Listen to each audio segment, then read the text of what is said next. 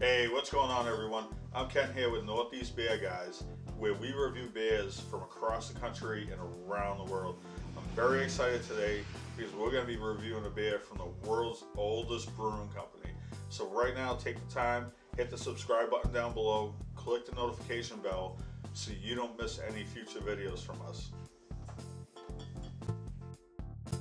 So guys, what we have here today are two German beers, one of them being the world's oldest brewing company. So we're going to go ahead and start with that, the Weihenstephaner. We're going to take the Warsteiner, set that aside, but we're going to get back to that one. Sounds really good. So Weihenstephaner, being the world's oldest brewing company, started in the year 1040, which makes it 979 years old. Now, just imagine a company being that old, still producing, I would assume being quality beer, but we're going to find out. Because they seem to be selling all in the area that we live in. So some interesting facts on Weihenstephaner. In the year 1040, Otto I, Bishop of Friesen, bestowed upon Weihenstephan Abbey some brewing rights. Now, fast forward in 1803, as a part of a large attempt of Germany to remove religion from the politics, the Weihenstephan Abbey was dissolved.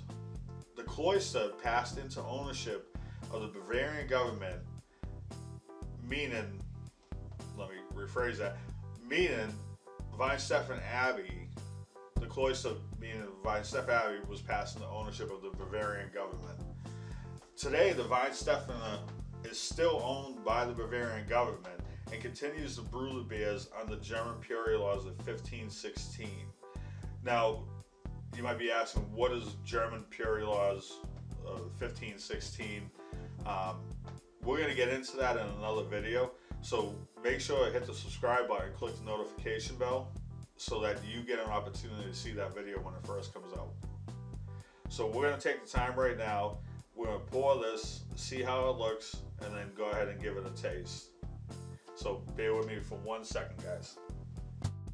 Alright guys, so now we're ready to pop the top. Let me just grab a glass to pour it in, so we're able to see the color and see how it reacts with the carbonation. Look at that.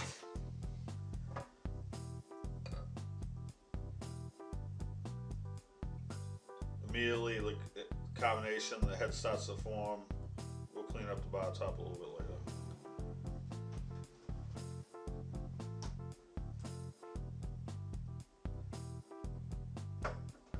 So we're going to go ahead and let that rest and then see how it does.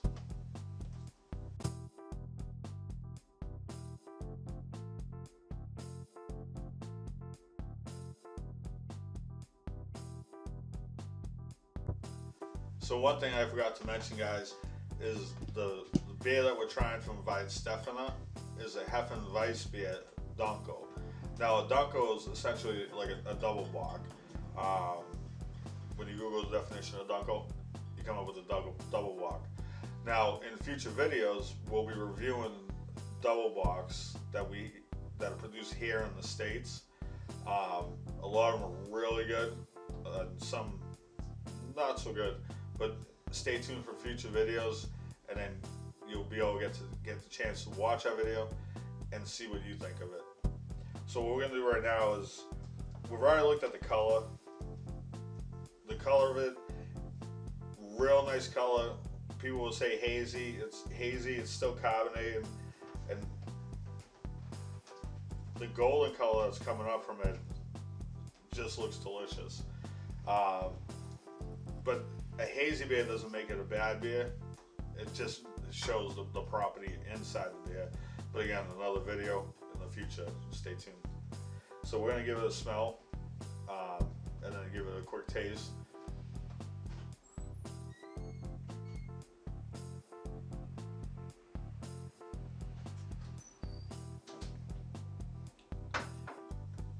That's a really good beer. You can taste the maltiness in it, not overpowering. Hops, very mild in it. But again, hops, so when we talk about German purity law, when we get into that video, you'll understand as far as the hops are concerned, in German Imperial lager and how this beer is brewed. But extremely delicious beer. As you saw in the beginning of the video. So now we're going to jump into Warsteiner. Now Warsteiner was started in 1753, making it 266 years old. It was started by a farmer, Antonius Kramer. When he started, he had to pay a tax of 1 thaler, or 19 guilders, on beer he brewed and sold himself. Now a thaler is a silver coin used throughout Europe for almost 400 years. Its name lives on in many currencies called the dollar. A guilder is basic monetary unit of the Netherlands, equal to 100 cents, to kind of give you an idea on the tax that he had to pay. So now with Antonius Kramer started in 1753, and then when we talk about Weihenstephaner being owned by the government currently, now Warsteiner is still owned by the Kramer family today, which is a huge feat. I mean, being 266 years old, still owned by the same family. So I think we have a treat today. We do have a Dunkel, just like the Weihenstephaner. So another similar to a double block. We're gonna go ahead and pop the top and see what this tastes like. So just stand by 1 second. All right. So now I can't wait for this, guys. I'm excited. You can't tell. All right. So we're gonna. There we go. So it doesn't jump out like the Warsteiner did. Weihenstephaner did. Sorry. Now make sure, guys, when you pour in your beer, we'll probably do a video on that. Pour it right. Just don't dump it into the glass. Treat it with a little bit of respect.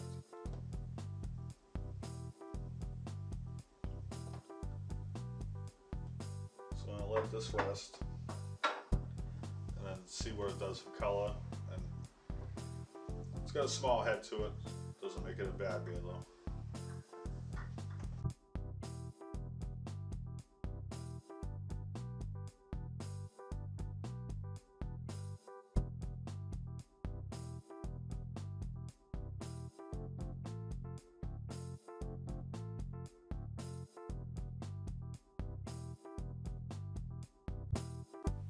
So now we've got the Warsteiner poured. We'll give it some time to rest. And when we look at the color, and the carbonation is still working, it's working its way up. Doesn't have much of a head on it, but again, it's not going to make it a bad beer. I seriously doubt it. It might though. We'll have to taste it, find out.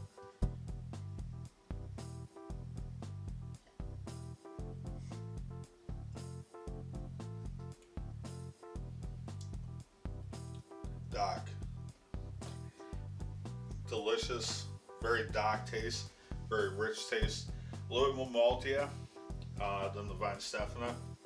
But we're not going to go ahead and give it a rating yet. We're going to put them side by side, and then we'll talk about them when they're next to each other. So stay tuned. Alright guys, so now we have them side by side. So one thing I probably should have mentioned earlier and I didn't, why does the Weihenstephaner look like you have more beer than the Warsteiner? Weihenstephaner is a 1 pint bottle. The Warsteiner is an 11-ounce bottle. I didn't drink that much more, but I might a little bit later off the camera. So we're going to give both the quick taste test again, side by side, and talk about their flavors and whether or not it's worth it for you to go and purchase these.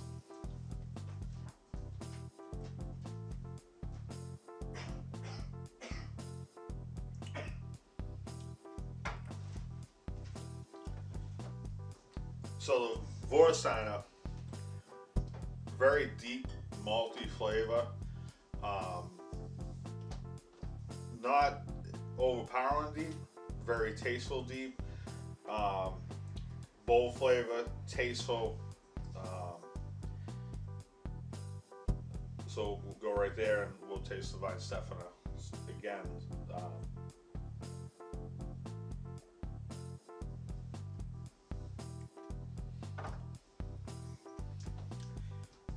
good malty flavor.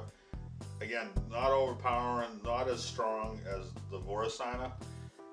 So between the two of them, I'd buy either one of them. I mean, at the end of the day, they're both tasteful, extremely flavorful. I can see and understand the German purity laws and how they're brewed in this.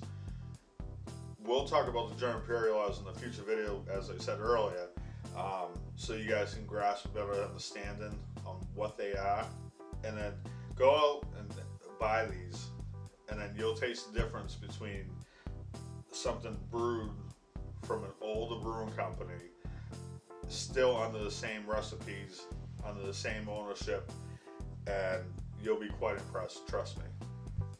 So we're gonna end the video right there, guys. If you like the video, hit it with a thumbs up. If you dislike the video, hit it with a thumbs down.